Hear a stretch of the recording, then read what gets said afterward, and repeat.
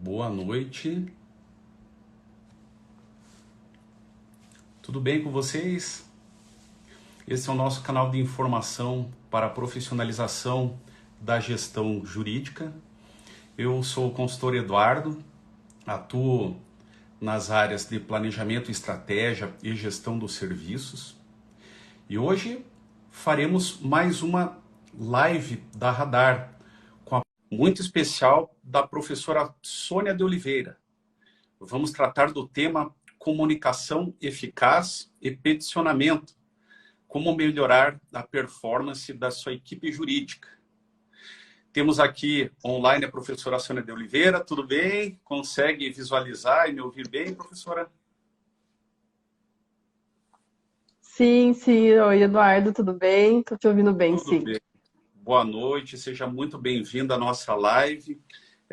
A professora Sônia ministra cursos pela Radar, ministra o curso de redação jurídica. Daí a importância desse tema tão instigante para a nossa live de hoje. Eu vou falar um pouquinho, apresentá-la. A professora Sônia, ela é formada em Direito pela PUC Paraná, também possui mestrado em Direito do Trabalho pela PUC e atualmente cursa Letras pela Universidade Federal do Paraná. É isso mesmo, professora Sônia?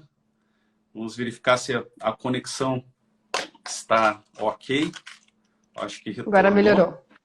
Melhorou? Uhum. Está fazendo a sua apresentação.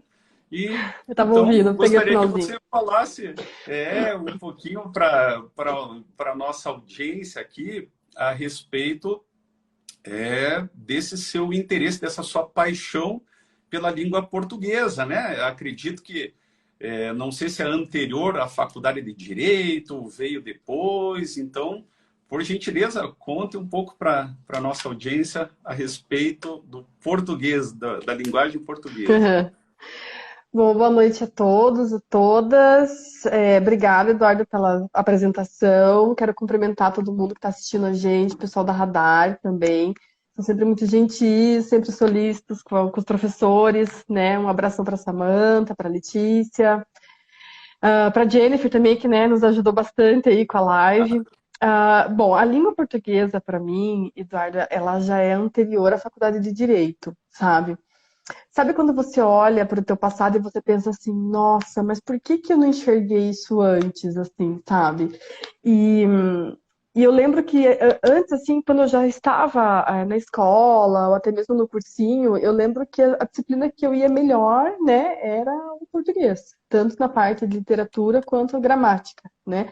Apesar de que gramática às vezes é um pouco mais intuitivo para a gente não tem essa noção dos nomes, de construção de frases, se é uma subordinada, se é uma adjetiva, não é nem esse o objetivo, é mais mesmo a construção do texto, é a construção né, daquilo que você está redigindo. Então, assim, o meu interesse pelo português, ele é anterior até à faculdade de Direito, e logo em seguida que eu terminei a faculdade de Direito, eu já tentei prestar vestibular para letras, acabei que não entrei, e depois aí, de muitos anos, não vou dizer quantos, eu me aventurei a fazer letras e por incrivelmente eu passei. Estou até aqui na universidade agora. Então, para mim, assim, é juntar o útil ao agradável, sabe? Eu gosto muito do direito e vejo que tem um espaço enorme para a língua portuguesa aqui dentro do curso de direito, até mesmo para nós, advogados, que atuamos, né, no dia a dia aí, com petições, com recursos de todo tipo. Então, assim, o nosso público ele é muito variado. Então, a gente tem que ter uma boa comunicação escrita, falada. E eu vejo que dá para linkar tudo isso, sabe? Então, é isso que eu estou fazendo. Desde um tempo, já me interesso aí pela linguagem, pela redação jurídica, e agora estou buscando a formação oficial, digamos assim, nas letras. Perfeito. Não, excelente essa informação. E para quem nos acompanha, considerando esse tema escolhido, que é bem legal, é importante ressaltar que o aperfeiçoamento da comunicação escrita e falada, ela pode melhorar a performance da nossa equipe. Eu digo isso porque, normalmente no escritório de advocacia, nós estamos tão focados na nossa atividade fim, nos compromissos, e nem sempre sobra o tempo necessário para a revisão das peças, para a construção de uma peça, talvez com uma qualidade um pouco mais atualizada. Mais adiante nós vamos falar sobre isso, já vamos aprofundar um pouco mais o nosso tema. E eu gostaria de falar um pouco sobre o conceito de comunicação eficaz, porque esse conceito ele abrange a comunicação escrita como a comunicação falada. E é a qualidade do que é transmitido e recebido pelo interlocutor na integralidade do que nós quisemos transmitir. E notem a importância disso. A primeira coisa, eu acho que deve vir à cabeça de quem está assistindo essa live, já pensa no juízo, né? Ali no peticionamento, ou numa sustentação oral, ou talvez os nossos colegas estejam pensando ali na atividade na esfera administrativa, ou mesmo na comunicação interna com os nossos colaboradores do escritório. Ou ainda mais, ou talvez qual a comunicação que nós estamos prestando para o nosso cliente. Seu escritório sobrevive por meio dos clientes, né? Entendo que é indispensável ter uma boa comunicação com eles, trazer uma linguagem que não seja tão rebuscada, tão complexa quanto é a linguagem jurídica, nós temos conhecimento disso. Eu gostaria que você falasse, então, um pouco a respeito da linguagem portuguesa como um todo e da importância da boa construção da nossa comunicação escrita e falada. Então, Eduardo, aqui nós temos várias vertentes para a gente pensar. Então, a gente não está o tempo todo falando aquele português maravilhoso que encontramos nos livros e tudo mais. A nossa linguagem falada, ela é muito mais dinâmica, ela é muito mais viva. E veja, se você for conversar com um linguista, ele nunca vai recriminar uma pessoa por dizer, por exemplo, agentimo, né? Por quê? Porque dentro dessa lógica, dessa fala, existe todo um contexto social em que aquilo existe, inclusive, uma regra para a construção dessa linguagem, digamos, errada, né? Então, quando a gente trata de uma linguagem falada no contexto informal, a gente tem que pensar que tudo é possível, tudo é livre, o importante é você passar a mensagem. Agora, quando a gente trata de uma linguagem organizacional e também de uma linguagem com os clientes, as coisas elas se misturam um pouco. Então vamos pensar primeiro, Eduardo, nessa linguagem com o teu cliente, tá? Veja, se você é de um escritório corporativo que atende empresas, atende jurídico interno, a tua comunicação ela vai ter que ser mais elaborada. Ela vai ter que passar por relatórios, vai ter que passar por pareceres, você vai ter que ter uma comunicação muito eficiente, inclusive por e-mail, por WhatsApp, que é muito comum hoje a gente tratar as coisas por WhatsApp. Para quê? Para que as mensagens elas sejam claras, elas sejam objetivas e que não deem margem para uma dupla interpretação. Então, a tua equipe, desde o pessoal da recepção, secretaria, financeiro, tem que ter uma boa redação para que a vírgula esteja no lugar certo e ele não passe a mensagem errada para o cliente, né? Então, isso é uma das coisas primordiais. E outra, para você não ser mal interpretado de cara, porque se um cliente teu pega o teu WhatsApp ali pelo teu site, por exemplo, então você clica naquele botãozinho, vai direto para uma mensagem, né, de um WhatsApp. A pessoa que vai responder esse e-mail é a porta de entrada. Se ela bota uma mensagem ali, uma escrita mal feita ou uma mensagem mal elaborada, imediatamente a tua imagem ela é vista negativamente por aquele cliente. Ele vai pensar duas vezes se ele vai te contratar ou não. Começa por aí, né? Então, quando a gente fala do português, a gente, claro, vamos falar de peticionamento, vamos falar aí da questão da sustentação oral, mas assim, a comunicação com o teu cliente, ele não envolve só o advogado, ele envolve também quem está na linha de frente e que é responsável por receber essas mensagens, enviar essas mensagens e fazer toda a comunicação externa com os clientes. Agora, se a gente pensar, Eduardo, numa comunicação interna entre os colaboradores, qual que é o ponto principal? É fazer com que essa comunicação ela tenha um padrão. Ela tem um padrão, e assim, né, o pessoal da Radar que trabalha muito com a questão, né, da organização interna, que trabalha muito com a questão da gestão de controle de processos, você tem que ter padrão para tudo, porque se cada um fizer do seu jeito, vai chegar uma hora que vocês não vão mais conseguir se entender, cada um vai lançar o que quiser. E para as conversas, para os lançamentos de CPJ, ou seja lá o programa né, que o escritório use para fazer essa comunicação interna, é muito importante que se tenha um padrão, uma escrita inteligível para que quem leia entenda aquela mensagem que está sendo passada e até mesmo para que essa comunicação interna ela não se perca em algum momento e acabem passando batido elementos importantes do processo. Então não adianta nada eu ser uma advogada técnica maravilhosa que lança tudo no CPJ se o meu colega do lado não é. Certo? Porque se ele não for, a comunicação já está errada. Porque, por exemplo, se eu saio de férias e eu esqueci de anotar alguma coisa no CPJ, ou anotei incompleta, né, de uma forma incompleta, ou de uma forma, digamos assim, mal redigida, a pessoa que vai estar ali, ela não vai poder falar comigo para poder me perguntar, Sônia, o que você quis dizer com isso daqui? Claro, Né? claro. Então, essa comunicação interna ela é muito importante porque as pessoas elas têm que ter um espelho em algum momento e que tem que, de acordo com aquilo que está anotado, aquilo que está sendo escrito, ou mesmo aquela informação que está sendo passada, ela tem que ser clara, ela tem que ser objetiva.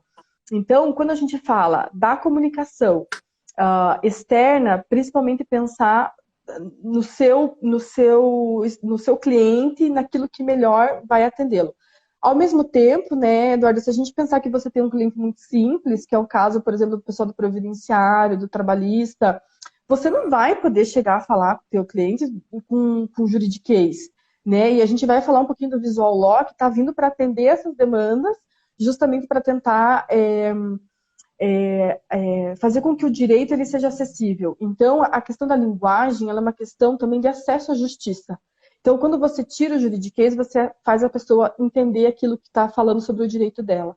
E na comunicação interna, você tem que ter um padrão, você tem que ter mensagens claras, para que, em algum momento, se você não estiver ali disponível, a tua equipe possa simplesmente fazer tudo andar perfeitamente, porque está tudo registrado, está tudo bonitinho, está tudo organizado. Então, são duas coisas para a gente se pensar aí nesse sentido, né? Mas você sabe que foi muito importante você comentar sobre a comunicação interna da equipe. E daí, hoje em dia, nós já temos que pensar naquela ideia de alfabetização digital, se os componentes da nossa equipe têm uma facilidade ou não para lidar com tecnologia. Digo isso porque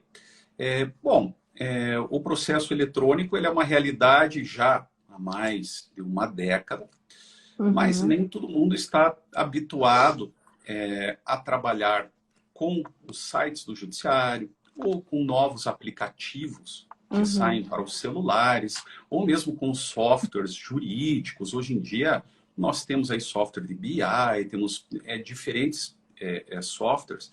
Naturalmente que a nossa equipe precisa receber o treinamento adequado para trabalhar com o que o nosso escritório está ofertando dessa tecnologia que tem que vir para somar, para colaborar, para fortalecer a nossa equipe. Mas quando um novo colaborador inicia, talvez ele não tenha tido a chance de vir de uma experiência anterior na qual ela já traga uma bagagem de tecnologia. Aqui, talvez, para as gerações mais novas, não vou falar muito, senão entrego a minha idade aqui, daí perde a graça. Mas hoje o pessoal mais jovem tem uma facilidade muito grande para lidar com a tecnologia, com os aplicativos, já é muito intuitivo para a nossa equipe. O que não se reflete da mesma forma com as gerações mais velhas e também talvez com alguns colaboradores que têm um perfil um pouco diferente de escolaridade. Então, resta a organização treinar e capacitar a equipe para que possam estar devidamente alfabetizados para trabalhar no escritório de advocacia. E até é interessante, Sônia, que nós temos o nosso setor da Radar RH, e um dia desses alguém estava comentando ali de uma situação que eu achei super interessante, assim, inusitada para mim, né? Porque foi feita a seleção para um advogado, nem sei para qual escritório era, e eles pediram ali alguém que tivesse já uma experiência, uma habilidade para trabalhar, chegaram na seleção desse profissional. E o advogado que veio a compor a equipe, ou era uma advogada, desculpa, não sei direito porque eu não participei da seleção, mas a história é boa.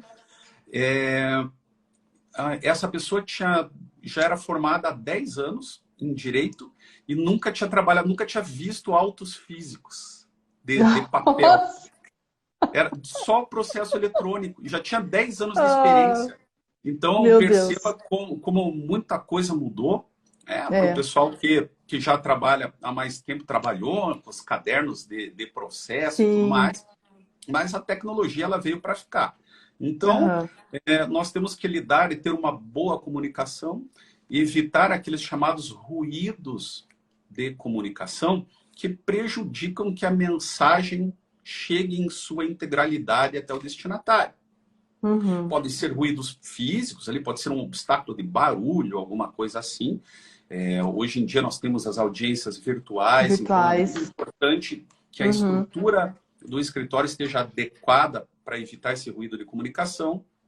Técnicos, que pode ser falhas ali do canal de comunicação, nem sempre depende do próprio escritório, você pode ter problemas com a internet, com os equipamentos, enfim, que independam, né, de tudo que você está fazendo ali para ter a sua estrutura adequada para o funcionamento.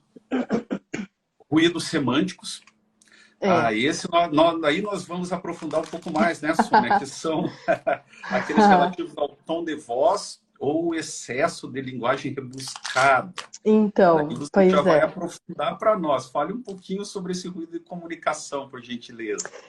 Antes, Eduardo, eu quero lembrar que, assim, apesar de eu ser mais nova ali, eu sei que você se formou antes, né? Você se formou antes do que eu no direito, mas, assim, eu lembro que quando as entrevistas para o estágio, o advogado ele colocava um processo físico na tua frente, ele falava assim: diga para mim em que fase esse processo tá.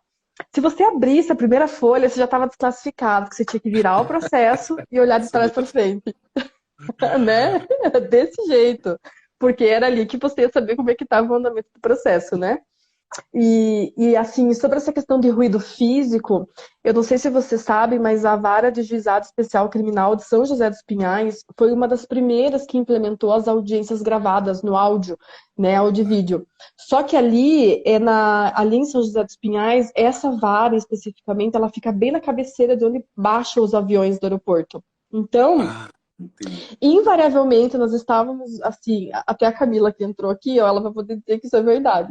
Invariavelmente, a gente ia baixando, o avião ia baixando, e você não conseguia ouvir o que estava acontecendo na audiência, porque o avião, ele fazia... E nem sempre o juiz tinha o cuidado de falar assim, não, espere, vamos esperar o avião passar para a gente poder se ouvir depois, né? Então, o ruído físico, ele realmente tem muito problema. A audiência virtual foi muito engraçado. Esses dias a gente teve a audiência do Júnior, né? E uma das testemunhas dele tá morando no interior. Ó, Camila, isso é verdade. Aí, ó, a cabeceira do aeroporto. Um abraço para a Camila. E daí a gente teve uma audiência do Júnior e uma testemunha dele tá morando no interior, no sítio, assim. E de repente estavam resolvendo uma questão técnica ali da audiência e começaram a ouvir o barulho de uma vaca. Aí o juiz falou assim: é um ruído de comunicação. o barulho de uma vaca, né? Aí a testemunha dele falou: doutora, é que eu moro no sítio, a vaca tá aqui do meu lado na janela da minha sala aqui, né? Então tá ali, ficou registrado, é mais ou menos isso que realmente o ruído físico, né? Agora, quando a gente fala... mas é verdade. Não, gente, eu até tenho que ver se isso tá gravado, porque foi uma situação muito engraçada, assim, tipo, a vaca participando da audiência, sabe? E o doutor da terceira vara do trabalho ali, ele foi bem espirituoso. Então, assim, isso é uma das situações, assim, tá criança gritando, cachorro latindo, enfim, né? Aconteceu de tudo na pandemia, que a gente teve essas audiências, né? Essas audiências virtuais e todo mundo um pouco em casa, um pouco no escritório, então foi inevitável terem esses problemas, né? A questão, então, quando a gente fala também dessa alfabetização digital que você comentou, né, Eduardo, é importante porque assim, ó, muitos advogados, principalmente aqueles que são sócios majoritários, que têm uma equipe grande, eles não estão preocupados em aprender como é que faz um protocolo, como é que entra no PJE, como é que entra no Projude. Só que, invariavelmente, em algum momento, a pessoa pode precisar disso, né? Então, é importante que Realmente. saiba, ainda que não faça, mas é importante que saiba, porque às vezes até pode precisar orientar alguma pessoa, né, e tudo mais. E essa alfabetização, na verdade, o que ela é? Ela é a habilidade dos indivíduos compreenderem nesses recursos de informática e conseguir também utilizar esses recursos de informática. Então, hoje, por exemplo, mesmo que seja um advogado técnico que não faça protocolo, ele tem que saber, por exemplo, como é que ele formata uma petição, como é que ele mexe no Excel, ele tem que ter esse conhecimento, porque isso vai tornar o trabalho dele mais rápido. Muito se fala de curso de Excel, mas pouco se fala de cursos de Word, e o Word tem instrumentos incríveis ali para você fazer a tua petição sem precisar perder muito tempo, né? E dentro do conteúdo, Eduardo, quando a gente fala de ruído, é complicado porque, assim, a gente pode ter o ruído da nossa petição, então, assim, minha petição está ruim, ela não consegue explicar direito o que eu preciso, o que eu quero. Tem muito advogado que não sabe fazer pedido, e isso é um problema técnico muito grande, porque você põe em risco o processo do teu cliente, né? E Entendi. também tem o ruído de comunicação com o próprio judiciário, no sentido de que se cair numa sexta turma do TRT, a decisão é uma. Agora, se cair na quarta, eu sei que a decisão vai ser outra. Então, a gente também tem os ruídos no que tange aos entendimentos, né? Claro. E isso também, até tem um livro Direcionado. chamado Ruídos, e ele traça justamente é, dessa falta de critério objetivo para muitas vezes você julgar, porque o direito ele é interpretativo, você vai interpretar e Naturalmente. cada juiz pode aplicar isso de uma forma, né? Agora, se a Claro. gente pensar na nossa petição, que é o principal, o que a gente tem que pensar? A petição ela tem que ser clara, ela tem que ser objetiva, ela tem que ter uma coerência, ela tem que ter uma coesão. Por quê? Porque senão você corre o risco de falar, falar, falar e não dizer nada, né? Claro. Eu assim, vou puxar a sardinha para o meu lado, porque eu sou advogada trabalhista. Então, por exemplo, para mim é muito mais sofrido contestar uma petição inicial mal feita do que contestar uma petição inicial bem feita. Por quê? Porque quando a petição inicial está bem feita, eu sei o que a outra parte quer, eu consigo entender o pedido, a fundamentação. Agora, quando a petição inicial é mal feita, eu tenho que cogitar as diversas possibilidades de que o juiz pode interpretar aquele pedido e tenho que dar um jeito de contestar todas, porque senão vai chegar na sentença e ele vai dizer assim, não, mas você não contestou esse entendimento. Claro. Entende? Então, assim, ó, a petição sem ruído, mas Sônia, então eu vou me beneficiar e fazer uma petição ruim, porque a outra parte não vai entender para contestar. Muito pelo contrário, você corre um risco altíssimo de nem o juiz te entender e você não levar nada, acabar só prejudicando o teu cliente. Então, assim, a comunicação escrita sem ruído, a gente tem que pensar o quê? Você tem que pensar que você está contando uma história para o juiz, você está fundamentando em um pedido, você vai ter que montar uma estratégia de argumentação e vai ter que deixar de lado a linguagem rebuscada, vai ter que deixar de lado os latins desnecessários, né? Então, por exemplo, ai, gente, a gente pega aquelas petições com data venia, com exposit, esqueçam disso, gente. A gente só vai usar o latim quando o termo em latim ele for definidor de alguma coisa. Então, assim, ao invés de dizer Olha que a que norma informação interessantíssima que você está trazendo. então, assim, eu não vou usar um DataVenia, porque DataVenia não diz nada, né, gente? DataVenia é até piada hoje em dia, né? Mas eu vou Claro. usar, por exemplo, um XTUNC quando eu vou dizer que uma norma ela tem que retroagir. Entende por quê? Porque eu não Perfeito. vou explicar isso, eu vou dizer que a norma é XTUNC, certo? Então, assim, termos em latim que trazem uma definição, aí sim faz muito sentido você utilizar a nossa petição. Agora, quando ele é só, sei lá, um termo para chamar atenção ou para florear o texto, não, é jacu até. Com perdão Como se da diz, né? sinceridade, não, gente, é demodê. Não façam isso, sabe? Por quê? Porque o teu texto ele vai ficar poluído, aquilo não vai dizer nada, né? E não vai agregar nada para o teu Atingir o texto. objetivo, né? De um modo geral. Exato.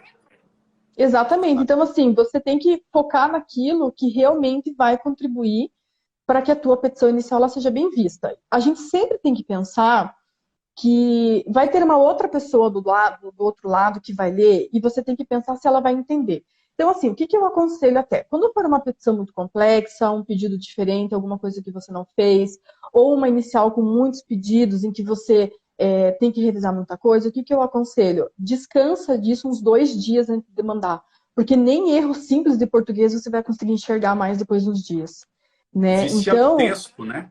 É um vicia. problema. Vicia, você já não consegue mais enxergar o básico ali do que está errado, né?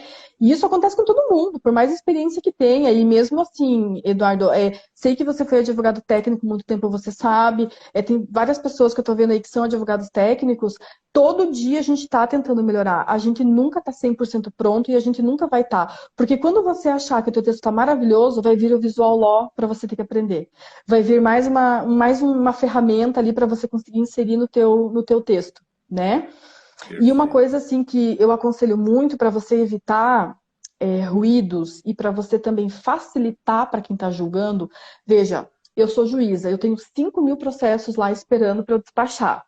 Qual que eu vou conseguir fazer melhor e mais rápido? Aquele que a petição do advogado for mais objetiva e me der elementos mais concretos para que eu não precise olhar anexos. Então, por exemplo, eu tenho usado muito aquele aplicativo Foxit. Por quê? Ah, Porque ele PDF? permite. Do PDF, isso, para usar PDF. Então, por exemplo, você vai lá contestar uma petição inicial e você quer comprovar que você fez um pagamento. Aí você vai escrever conforme comprovante em anexo. Ok. Mas o Foxit ele te permite tirar uma foto do PDF e você consegue colar ele no Word. Meu, você cola aquele ali, o juiz, ele não, o assessor, seja lá quem for, ele não vai precisar perder tempo de ir no anexo para E ver o comprovante, entendeu? Então, essa vai ser uma peça que vai ser analisada com mais atenção e vai ser uma peça que vai ser analisada mais rápido. A chance de dar errado é muito menor, né? Então a claro, gente tem que usar desses elementos. facilitar. E isso, tem que usar desses elementos para facilitar para o julgador, né? E que ele te entenda, para você não pedir X, ele te dá Y, né? Esse que é o grande problema do ruído, né? Zé, é a ideia da comunicação eficaz. E você sabe que ainda falando sobre os ruídos de comunicação, essa classificação é bem interessante, porque nós podemos pensar também nos ruídos de comunicação, os psicológicos e os fisiológicos, que podem afetar a pessoa do nosso interlocutor. Ele está com, digamos assim, por algum motivo pessoal, está abalado, alguma coisa assim, vai interferir em como ele vai Uhum, receber aquela mensagem. Fisiológico, a pessoa está com algum problema de saúde mesmo, alguma coisa assim. Então, se nós pensarmos lá na área penal, tribunal do júri, uhum, longas horas de uhum, debates, de acusação e defesa, é natural que o interlocutor, aliás, que o destinatário da mensagem receba de uma forma ou de outra, conforme quem está se comunicando. Ainda nos uhum, ruídos de comunicação, nós temos os ruídos organizacionais, esses interessantíssimos aqui para a nossa live, porque eles dizem respeito à nossa organização, ao nosso escritório de advocacia, à nossa equipe, como nós desejamos que a nossa equipe performe, seja para o público interno ou para o público externo. É uhum, indispensável que a mensagem chegue de forma clara para que o nosso colaborador possa, por exemplo, realizar um novo procedimento no uhum, escritório, em etapas de trabalho que antes não eram realizadas. Se a nossa informação não for bem compreendida, vai causar algum equívoco, algum erro de procedimento. Por exemplo, né? uhum, Temos também ruídos de natureza cultural. Então, aí já entram questões de atitudes, valores, questões culturais, posições sociais, grupos de uhum, trabalho, etc. Mas, quando se fala hoje em diversidade, uma das mais interessantes que tem e que abrange todas as outras é a geracional. É uhum, aperfeiçoar a comunicação entre diferentes gerações. Porque se nós temos, não raras vezes, escritórios familiares, em que o sócio fundador, muitas vezes, é o pai, é o avô dos integrantes da equipe, é muito comum acontecer isso. E quando a equipe mais jovem traz algumas novidades do ponto de vista tecnológico, o pessoal mais antigo ali tem uma certa dificuldade e precisa da ajuda dessa nova geração para compreender essa novidade. Ao passo que as novas gerações precisam de toda a expertise, de todo o conhecimento de anos de carreira que essas pessoas têm e precisam ser valorizados e respeitados, sem sombra de dúvidas. Então, a comunicação ela passa por tantas nuances diferentes e traz uma percepção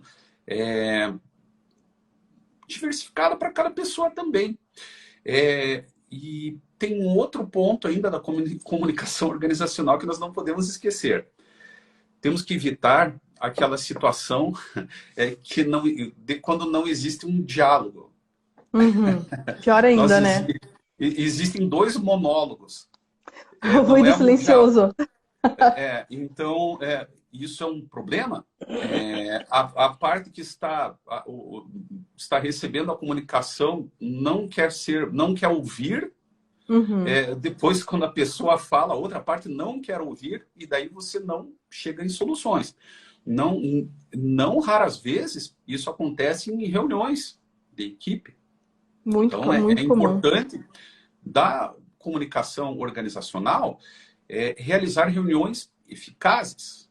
Do ponto de vista dos procedimentos para reuniões eficazes, sempre curta duração. São as que trazem pontual, o melhor resultado. Quando a reunião começa a ficar muito longa, o pessoal acaba divagando ou não presta atenção, enfim, acabam fugindo ao tema. Então, eu falo isso baseado na nossa experiência com gestão jurídica, baseado no que nós ouvimos dos nossos clientes.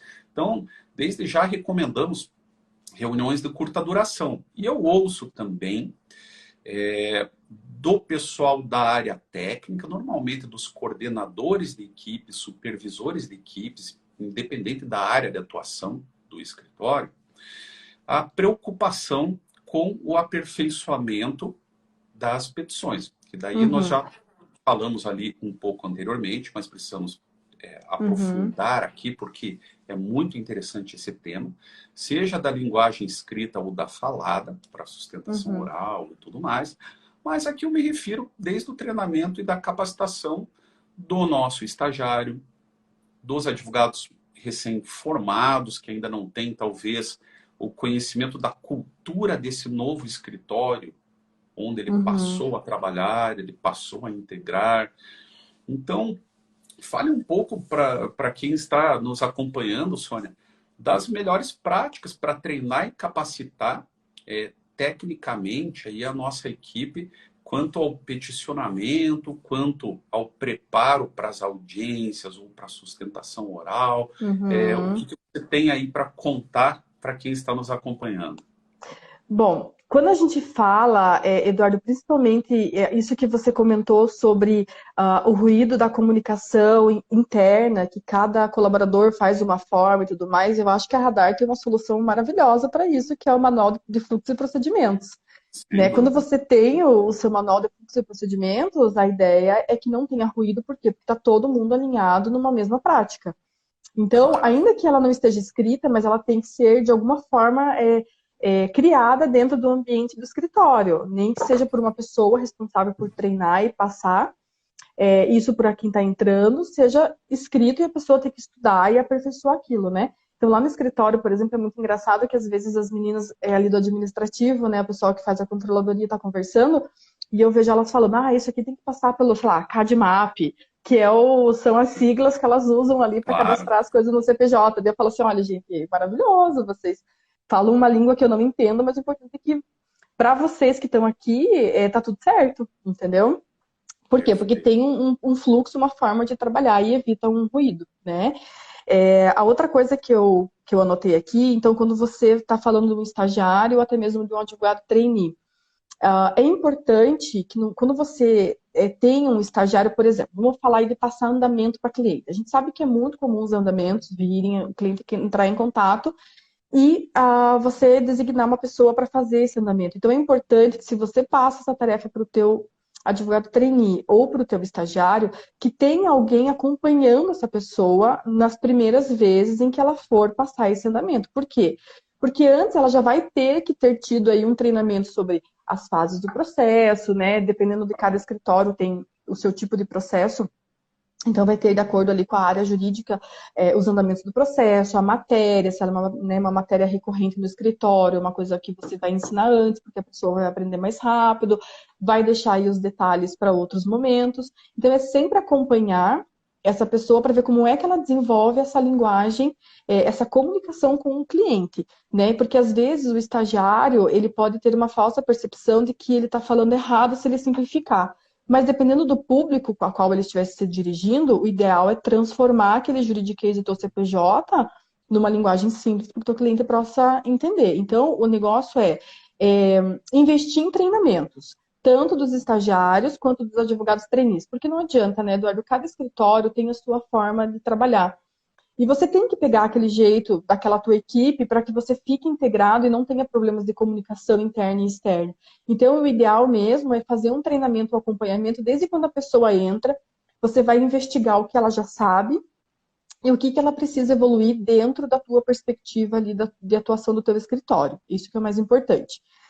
E os andamentos por mensagem, se eventualmente você não consegue falar com o teu cliente, você vai passar uma mensagem de texto, o importante é que essa redação seja clara, ela seja objetiva e que você permaneça à disposição para falar por telefone com a pessoa, no melhor horário que ela puder e tudo mais. Então é importante que você deixe isso claro, né? Para que a pessoa não sinta assim, tá mandando essa mensagem aqui e agora, não entendi nada, né? Olha, caso tenha alguma dúvida, diga o melhor horário para ligar. Por quê? Porque essa mensagem ela só vai ser enviada se você não conseguir falar por telefone, porque essa é a prioridade sempre para o cliente, né?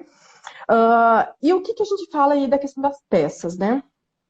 Veja, na primeira edição do curso da Radar, eu tive contato com um aluno que ele era supervisor de um escritório, ele tinha começado como office boy e já daí nesse meio tempo fez, né, o direito, daí estava supervisor de área, previdenciário, e ele falou para mim que todas as petições antes de saírem para o protocolo passavam por ele, tá?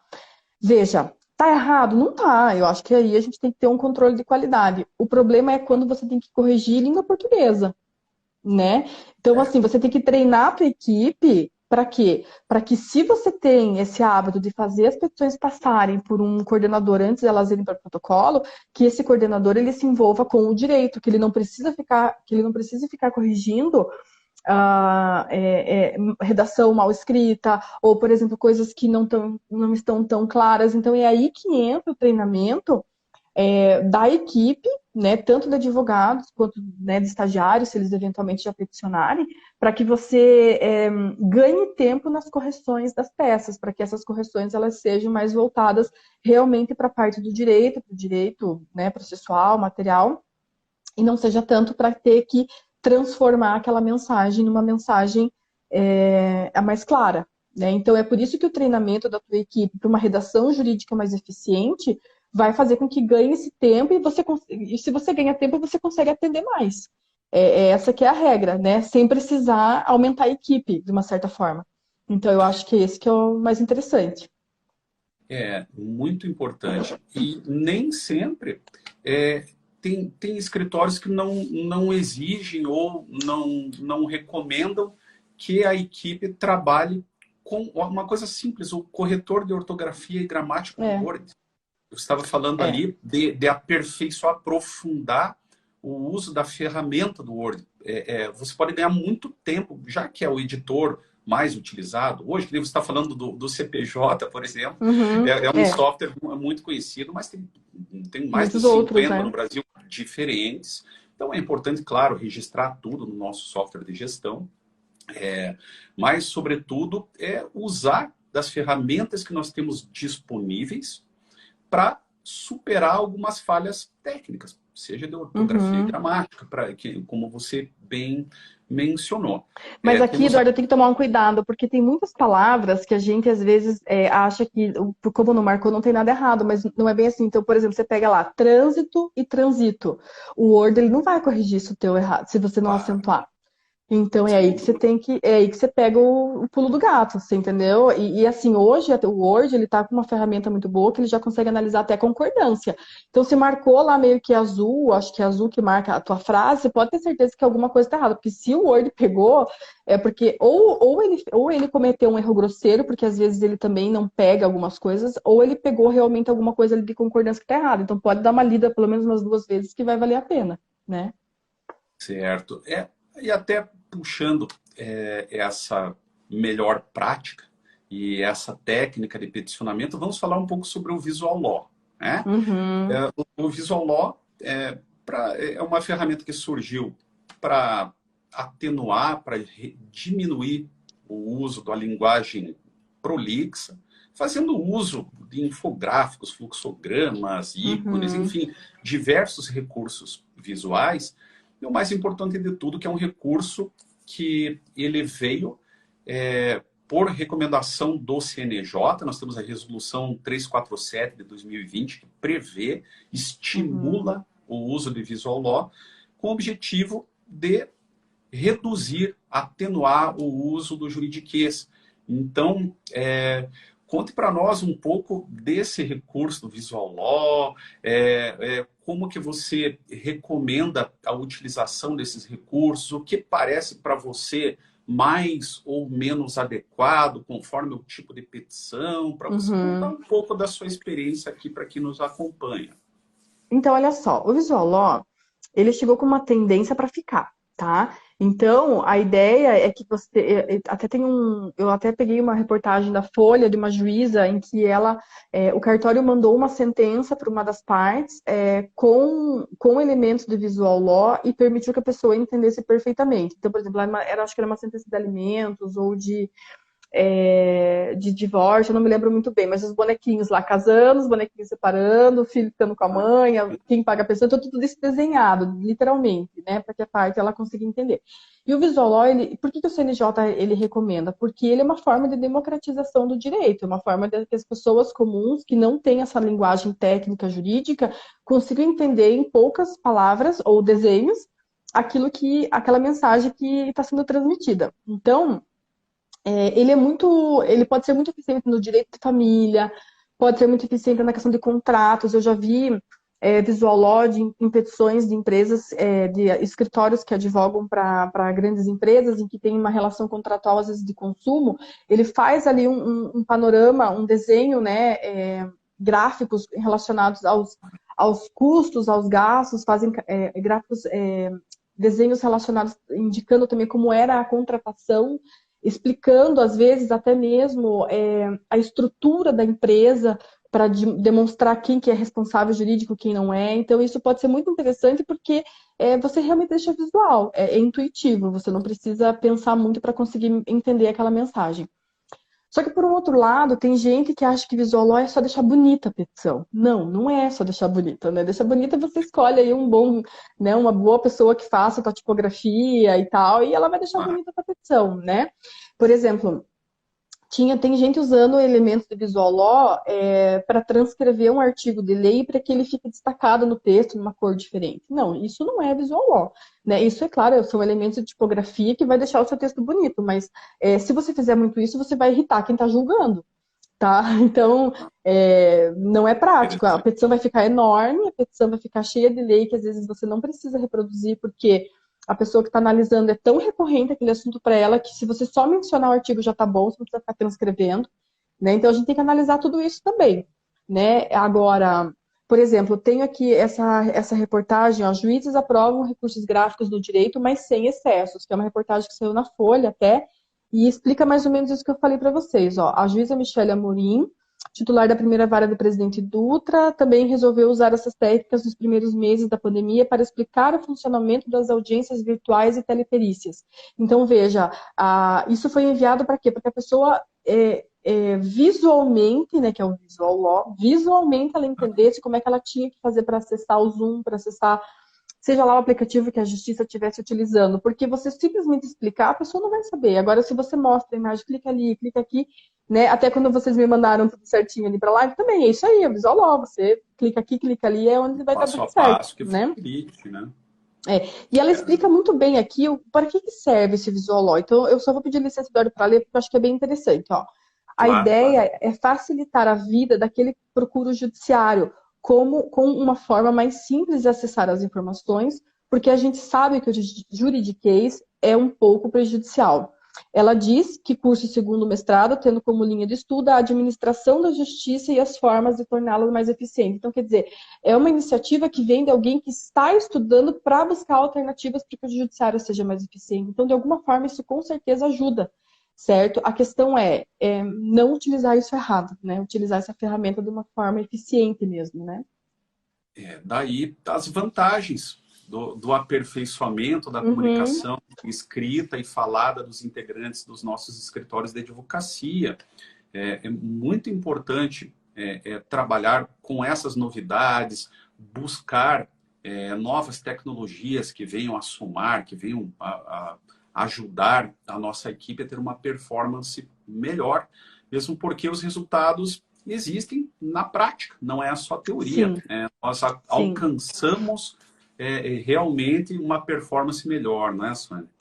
Com certeza. Então, assim, se a gente for pensar assim, Sônia, mas para que serve tudo isso? Existe, né, de repente, alguma estatística, existe alguma coisa que já analisou se vale realmente a pena? Então, assim, eu peguei uma reportagem que foi muito interessante, saiu na Folha, e eu até mesmo já andei questionando, assim, né, algumas pessoas aí, assessores e tal, que trabalham, né, com essa questão da análise de peças, e uma das coisas que eu ouvi principalmente foi que a pior peça que eles não gostam é embargos de declaração, porque já mandou aquele processo. Não quer ver aquilo de novo, tá entendendo?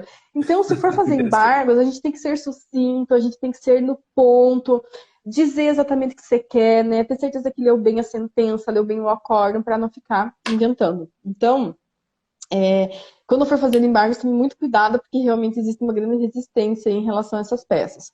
Agora, quando a gente fala em resultado, Eduardo, para expor bem isso, o que eu fiz? Eu peguei também uma outra reportagem aqui da Folha UOL, que é sobre a crítica que os juízes fazem aos advogados com relação ao peticionamento. Então, por exemplo, aqui, ó, só para a gente ter uma ideia de números, tá? Foi feita uma avaliação de maio a novembro de 2020 com 150 juízes federais, né? Então, Olha eles só. estavam analisando tanto o visual law quanto as escritas das petições. E assim fala aqui, o resultado mostra que reclamações sobre argumentação genérica, redação prolixa lideram a lista de reclamações, mas questões relacionadas à estética e à objetividade das peças também têm destaque. Então, veja, existe uma Concordo. antipatia por parte dos juízes aí em relação a peças muito longas e a peças que não são claras, né?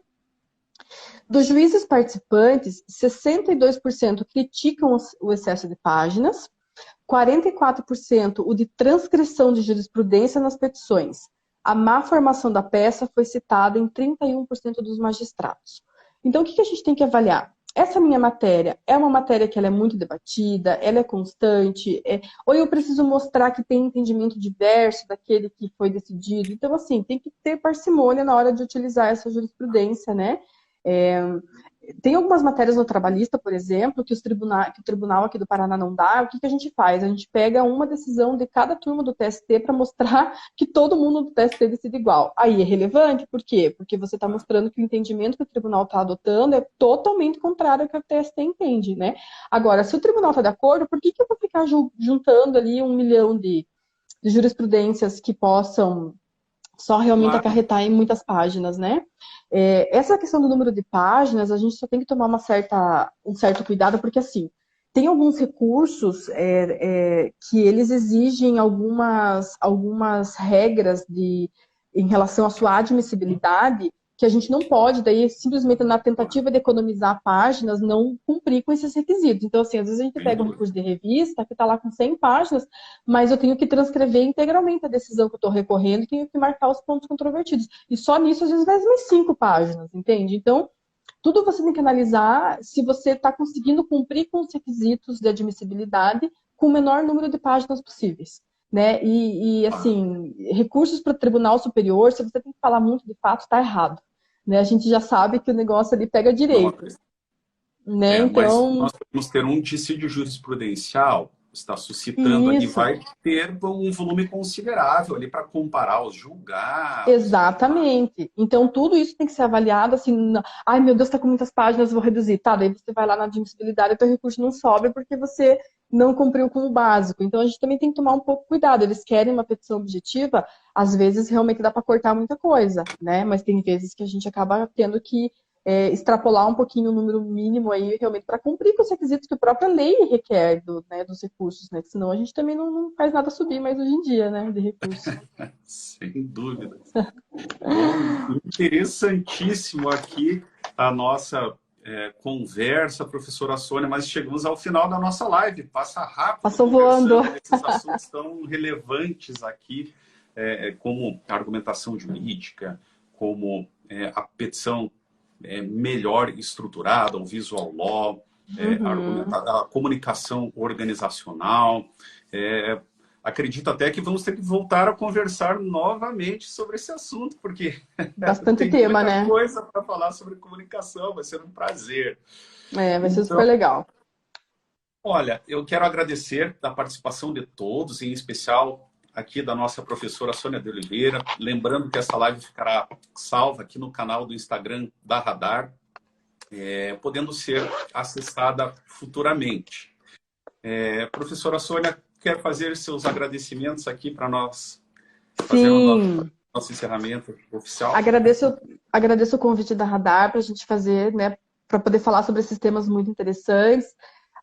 Imagino realmente que a gente precisa de um novo encontro aí para abordar mais algumas coisas. Obrigada, Eduardo, né, pela boa condução aí, foi super legal essa conversa. E desde já eu Obrigado. quero convidar todo mundo que está aqui. A gente vai ter um próximo curso de redação jurídica que a gente aborda no curso todos esses elementos que conversamos e muito outros mais, como argumentação jurídica, indutiva, dedutiva. Falamos um pouquinho de visual law também. E esse curso vai ser nos dias 22 e 24 de novembro. Então, fiquem atentos no Instagram da Radar ou até no site, que vocês conseguem ver o link para inscrição. E se tiverem alguma dúvida em relação ao curso, antes de repente fechar, vocês podem mandar um e-mail aí, a gente vai conversando, para ver se a ementa também interessa e tudo mais. E fico à disposição também para uma outra conversa quando vocês quiserem. E espero ver o pessoal aí também no nosso próximo encontro, no nosso próximo curso. Obrigada, Eduardo. Por nada. Então, quem puder, siga a Radar nas nossas redes sociais e já acione a nossa campainha para receber novidades, atualizações na área de gestão jurídica. Também estamos disponíveis para cursos em company, para palestras de final de ano. A professora Sônia pode ser bem interessante desse assunto, seminários e confraternizações aqui, como a Samantha bem lembrou para nós. Então, agradeço a Legal. todos e até a próxima live, pessoal. Tchau. Até, gente. Tchau, tchau. Um abraço.